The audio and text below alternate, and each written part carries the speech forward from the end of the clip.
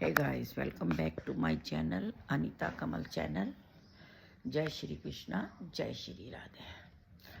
आज के इस व्लॉग में हम आपको दर्शन करवाने जा रहे हैं गीता मनीषी श्री श्री 108 स्वामी ज्ञानानंद जी महाराज जी के, उनके जीवन की उनकी अद्भुत झलकियाँ मेरे मन में जो समाई हुई हैं और जो अपनी गीता, सिर्फ गीता पर ही अपने प्रवचनों द्वारा लोगों को जागृत कर रहे हैं। और मैं तो ये कह सकती हूँ कि जिन्होंने केवल भारत को ही नहीं, विदेशों में भी भारतीय संस्कृति को, हमारी गीता जी को, पावनमयी गीता जी को विदेशों तक पहुंचा दिया है और विदेशों को भी गीतामयी बना दिया है। ऐसे महान संत नहीं, मैं तो कहूँगी कि श्री कृष्ण जी ने अपने 18 अध्यायों में जो वाणी कही थी वो गीता जी की है। और ये हमारे लिए आज कृष्ण का रूप लेकर ही आए हैं और जो हमें अपनी तेजोमय स्वरूप से, अपनी गीता के प्रवचनों द्वारा हर जगह गीतामयी बनाने पर सबको उपदेश दे रहे हैं। सबके लिए जो आज हम सब भारत के तो प्राण बने हुए हैं, यही कहना चाहूँगी। ऐसे महान संतों के, ऐसे महान जो संत हैं कभी कभी पृथ्वी पर आते हैं, जैसे गीता में कहा गया है कि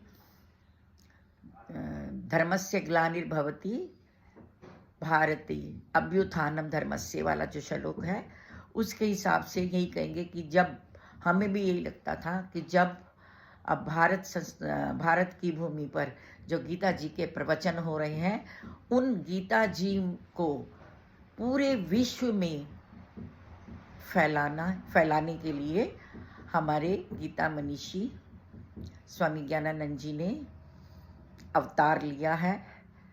और हम भारतवासी बहुत सौभाग्यशाली हैं जिन्होंने इन संतों के दर्शन किए हैं। और आज मैं उन्हीं संत जी को सादर प्रणाम करते हुए उनके जीवन की कुछ झलकियाँ आपको दिखाने जा रही हूँ। आशा करती हूँ कि आप भी उनके दर्शनों से अवश्य ही लाभार्थी बनेंगे और गीता जी को अपने जीवन में लाएंगे। जय श्री कृष्ण।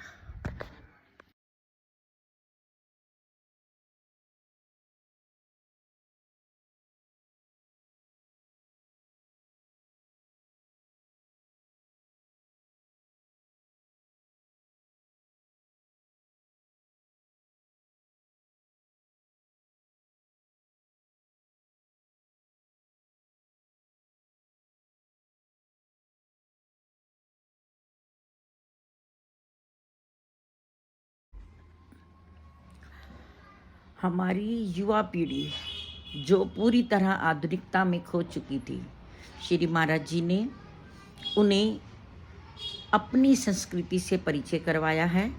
और अभी ही हाल में जो हमारा नया वर्ष शुरू हुआ है, नवसम्मत, करनाल में 108 कुंडीय हवन द्वारा जो दिखाया गया था, उसमें मैं देखकर हैरान थी कि श्री महाराज जी की प्रेरणा से जितने काम करने वाले थे सब युवा थे। और जो युवा थे वो ज़्यादा रुचि से हवन यज्ञ कर रहे थे। तो इसे हम महाराज जी का आशीर्वाद समझते हैं कि हमारी जो नई पीढ़ी है वो कुछ समझ रही है कि हमारा जो नया साल है वो नव सम्मत पर ही है, ना कि जनवरी के महीने में है।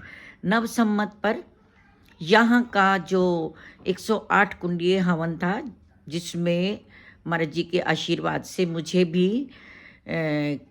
पर भी कृपा हुई थी।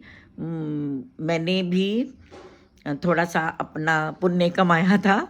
तो ये देखकर मैं खुद हैरान थी कि बच्चे जवान बूढ़े सब बड़ी लगन से, बड़ी श्रद्धा से हम हवन कर रहे थे और नव सम्मत की जानकारी ले रहे थे कि आज के जो हमारे युवा इतने रुचि ले रहे हैं, कल वो आने वाली पीढ़ियों को फिर से जागृत करेंगे कि हमारा जो नया साल है वो जनवरी से नहीं, नव संवत से शुरू होता है। और नव संवत पर ही महाराज जी ने ब्रह्म सरोवर पर, देखिए कुरुक्षेत्र सदियों से लोग जा रहे थे और ठीक है हम ब्रह्म सरोवर को देखा है, मानते थे या कुछ है, लेकिन ब्रह्म सरोवर की इतनी मान्यता, वहाँ पर गीता ज्ञान संस्थानम की स्थापना और वहाँ पर बच्चों को पढ़ाना, ये सब किसी कह सकते हैं ना अद्वितीय पुरुष ही कर सकता है, आम आदमी इस काम में नहीं कर सकता।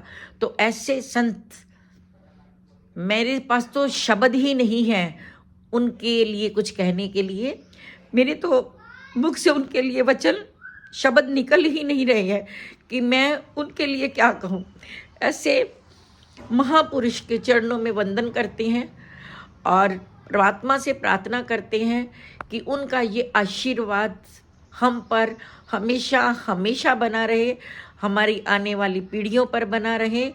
और वही मैं यहाँ जो हमारे भजन गायक हैं श्याम जी, उनकी ही दो पंक्तियाँ कहती हूँ कि गंगा मैया में जब तक ये पानी रहे, मेरे सतगुरु तेरी जिंदगानी रहे, जिंदगानी रहे मैया हो गंगा मैया। मैं इतना भजन तो नहीं गा सकती, लेकिन मन के भाव हैं, शायद ये वीडियो देखते देखते किसी तक पहुँचे। ये मेरे मन के भाव हैं जो मैं अपने गुरु के चरणों में समर्पित कर रही हूँ।